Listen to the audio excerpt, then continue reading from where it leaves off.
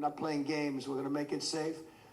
And we're going to then go on to other places. But we're going to stay here for a while. And what D.C. residents are saying with their protests, and also saying in the polls that we've seen this week, almost 80% do not approve of what Trump is doing here. For a while, we want to make this absolutely perfect. Everybody's safe now. Everybody feels safe. He then told the story of an unnamed man who has apparently been in hiding and relying on DoorDash since COVID. But what they don't like is the loss of control and the militarization, the sense that the checkpoints are discouraging Americans inherently they reflexively crave freedom. Of the United States to act. Can I ask you a question? Why do you trust the numbers? Why? Leaving their houses. There's a difference between police presence and a police state. Families visit, especially if they're black and brown. All accounts there for performative reasons. Donald Trump and J.D. Vance are going around getting content. They have content creation teams joining law enforcement to I think Democrats are these arrests. What's up, y'all? Let's jump right into this video where the panel is going to be discussing Trump's military takeover of D.C. Let's take a look. Good evening, I'm Abby Phillip in New York. Let's get right to what America's talking about. Donald Trump just crossed over into the militarized zone. The president hit the streets of D.C. to take a tour of his takeover with hundreds of National Guard troops spread out across the city to fight crime. He thanked them for their service. He handed out burgers and pizza, and he warned that he plans to take his show on the road. We're not playing games. We're going to make it safe. And we're going to then go on to other places. But we're going to stay here for a while. We want to make this absolutely perfect. Everybody's safe now. Everybody feels safe. He then told the story of an unnamed man who has apparently been in hiding and relying on DoorDash since COVID. They said we couldn't do it. We'd go out and you'd see the stories, you'd read the stories, you'd see all of the things that are happening. And they said we couldn't stand it, sir. Now I take my wife and my kids to dinner. One of them said he's gone out 4 nights in a row, and he hadn't gone out for 4 years. I mean, come on. This guy says he didn't go out for 4 years in a row, and now he's went out 4 times in 1 week, and he has a wife and kids. Can that story be any more ridiculous than it sounds?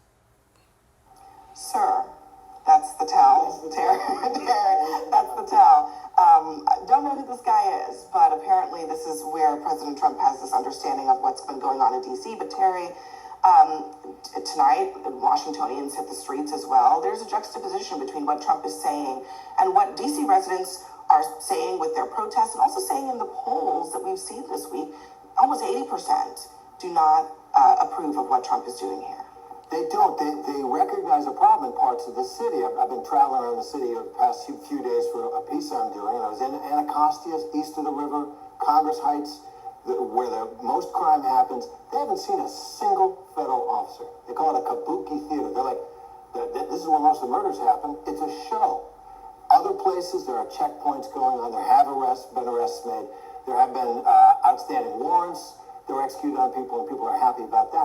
But what they don't like is the loss of control and the militarization, the sense that the checkpoints are discouraging parents from sending their kids to school. They're discouraging people from having families visit, especially if they're black and brown. Yeah, I want to stop right here. And if you guys don't see a pattern, I'm going to give you the pattern that's happening with Trump and the administration. So attacking Democrat cities. So attacking cities who, for the most part, voted Democrat and voted against Donald Trump. I mean, he started this years ago with his attacks on Philadelphia, his attacks on Detroit, his just attacks on any city, Democratic city that just did not vote for Trump has become a target just of his administration. Now, the continued pattern is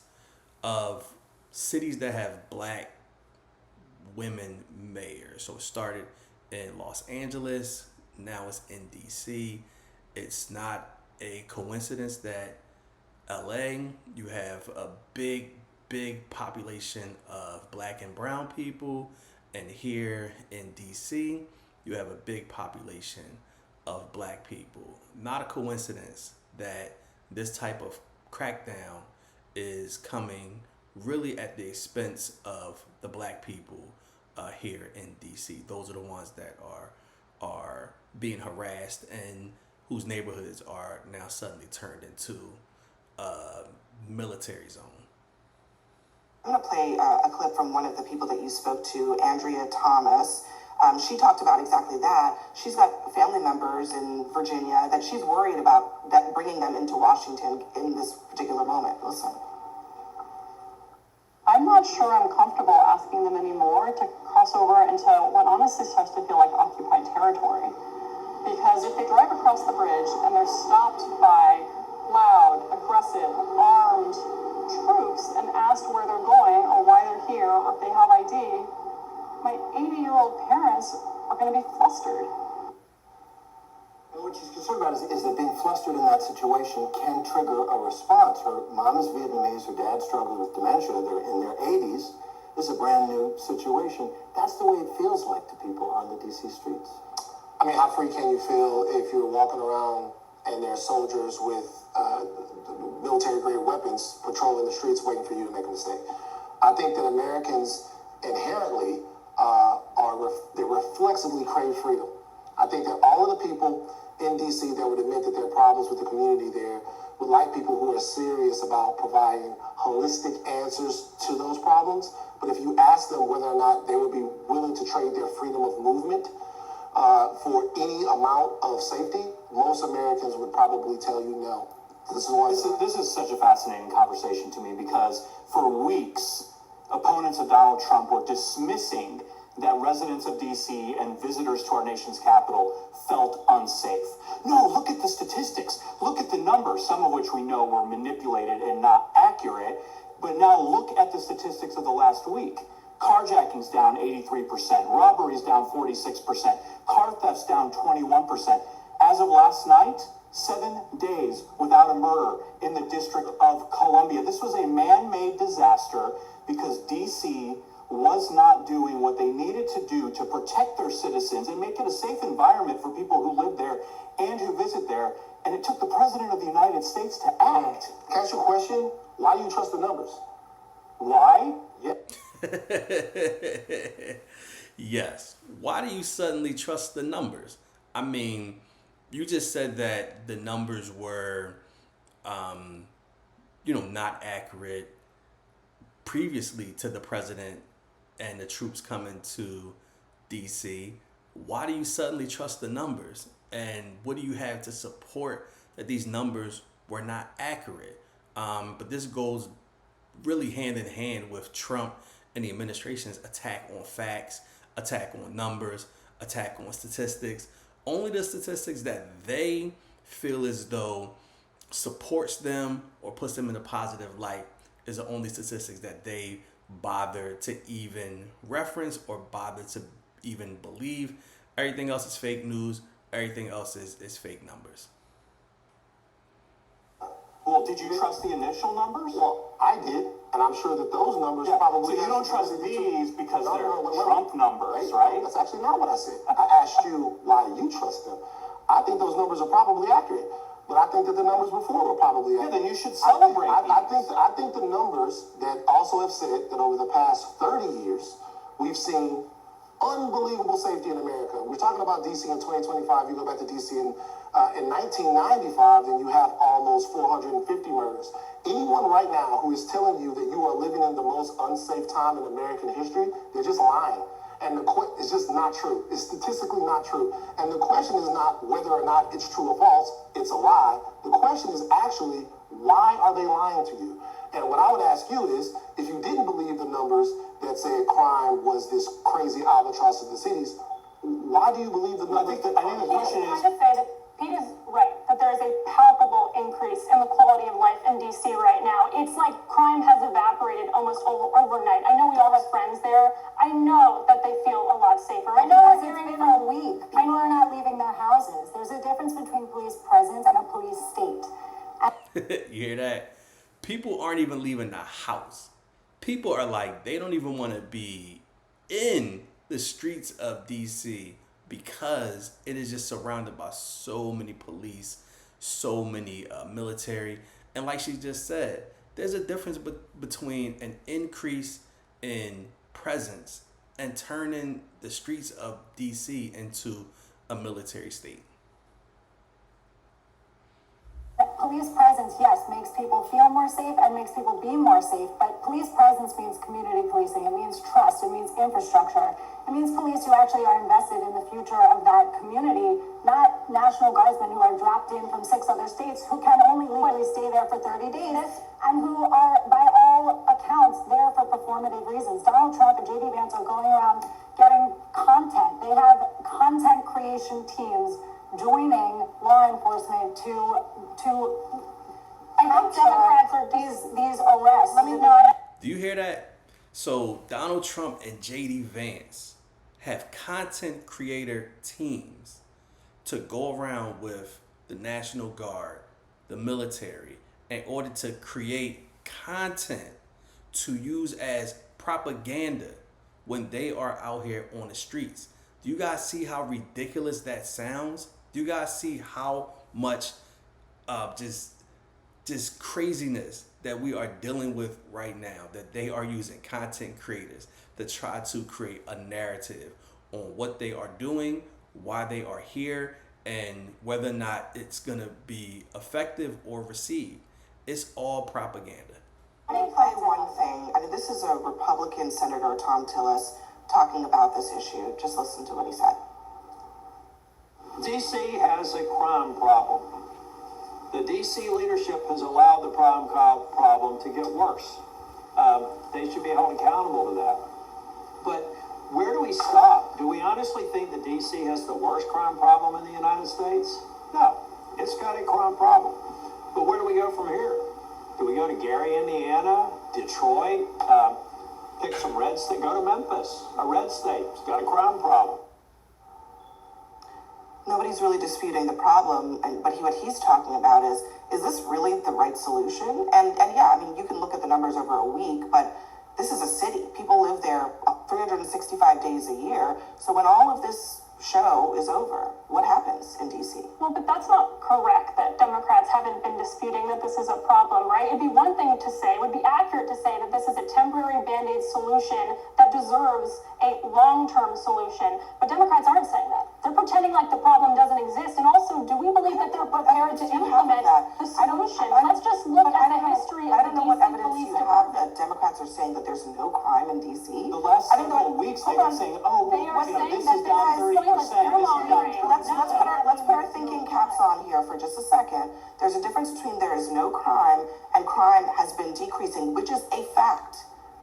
And that's what they try to do. They try to make it appear like the Democrats are saying something that is just so unbelievably delusional. Nobody in the Democratic Party is saying that there is no crime in DC.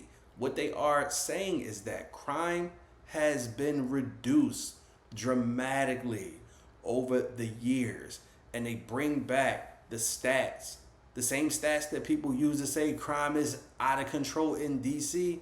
They produce the same stats that say crime is improving. Nobody's saying that there is no crime, but to say that DC at this point is in need of the military to be in the streets is just not even accurate, just based on the stats that everybody uses to determine what the crime is in DC.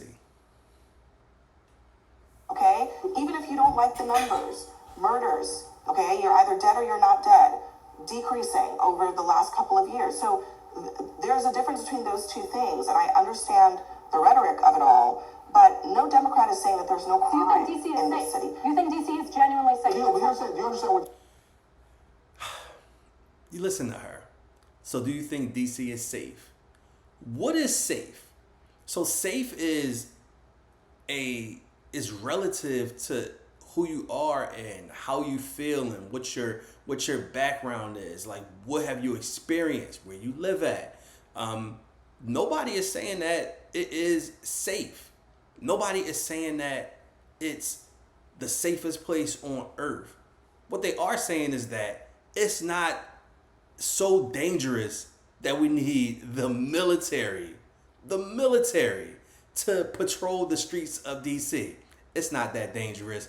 We don't even have to play semantics with, do you think that it's safe? So it's either you think it's safe and we don't need troops on the streets, or you think that it is improving. And that is the conversation that we're having.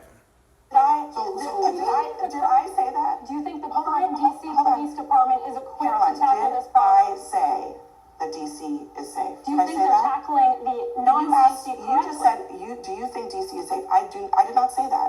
I know, I'm glad you conceded that, because we need to I lived there for a while. I used to Yeah. own a home there.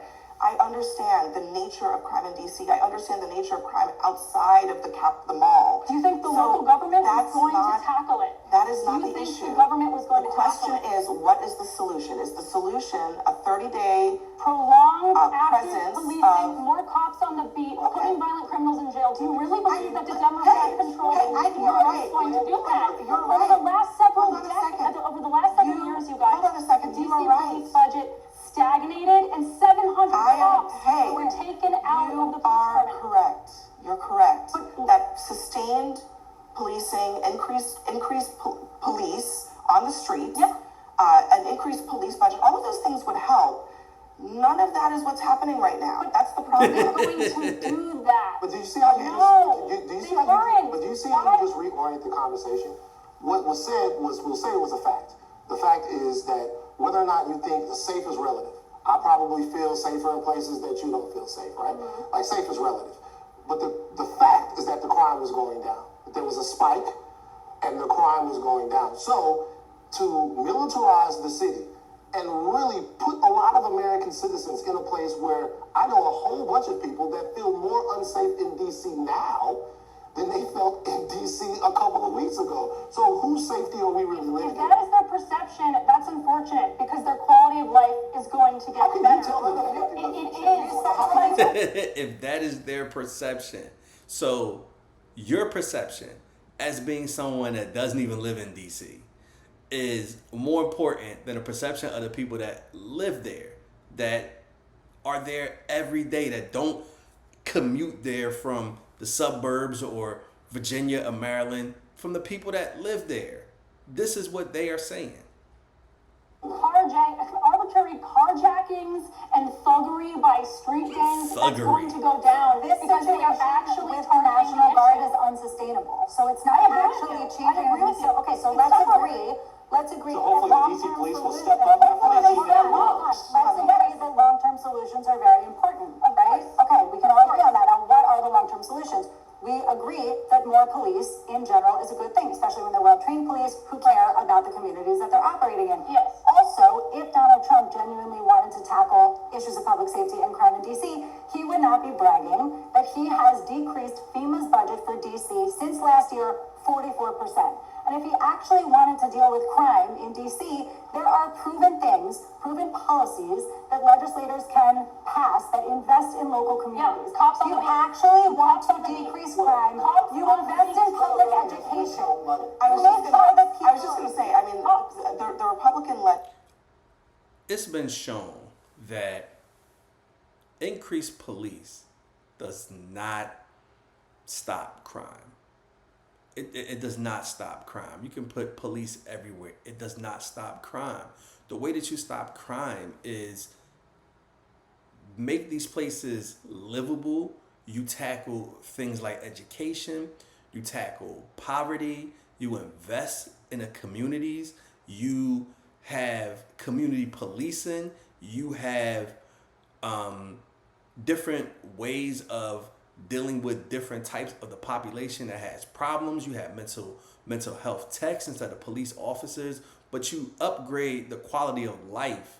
You don't just throw a bunch of police at an area and think that it's going to stop crime. That happens in almost every city. It doesn't work. And it's been proven that more cops does not make a city safer. Congress slashed $1 billion from DC's $1 billion. budget. That would have been money that went to Was it hiring community cops. policing? That's a euphemism for law enforcement my without friend. teeth. Listen, Not just straight up money. All of the money. Okay, just $1 billion that would have gone to all things from schools to police. It just evaporated because Congress can. So that is another place where if they wanted to fund more cops on the beat, they could do that. They actually have the power to do that right now. Another thing that I heard from a fellow in Anacostia who acknowledged, look, he said, if there are 10 murders in your neighborhood and it goes down to 8, that is no reason for a party. So he didn't like people saying the crime was down, okay?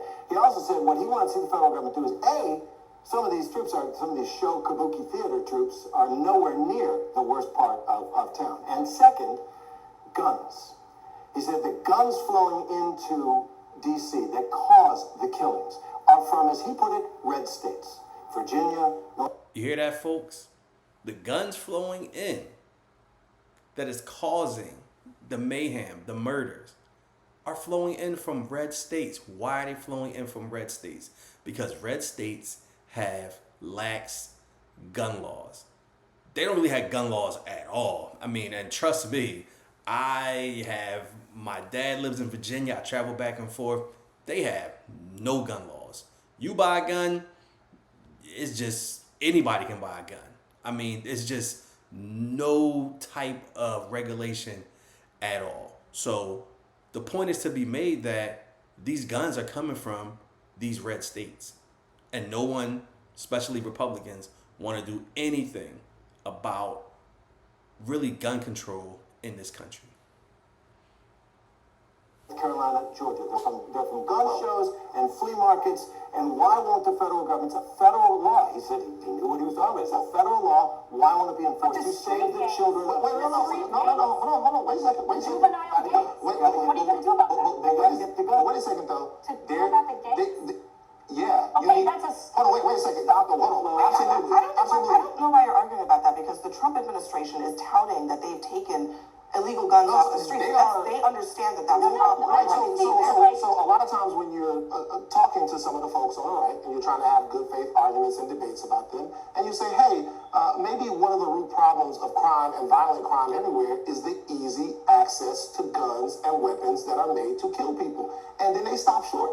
They stop short of saying, hey, the leading cause of death for kids is guns. Let's talk about the guns. So I don't think that it's about safety at all. I think that it's actually about, in my opinion, not gun control, but I think it's actually about who feels safe. And there are a lot of people that look like me that are walking around D.C. right now, and they just don't feel safe. All right, we gotta leave it there, guys. Coming up next for us, breaking. See that? I mean, it's really about feels. Who feels safe? Who the president wants to appeal to, and he's not appealing to the residents of D.C. No, what he's appealing to is those white voters, those MAGA voters who are in areas that are not close to cities and have this opinion about cities, and this gives them red meat to say, well, Trump is doing this. Trump is saving the city. Trump is the president of law and order. It's all just to be able to speak to his base. It's not about actually helping the people in DC. It's not about helping the people in any of these areas. It's about giving his base something to be able to wave their flags and say that Trump is providing this. But that's all for this video. Don't forget to subscribe. It helps the channel. Don't forget to like, don't forget to comment, and I will see you guys later. Peace.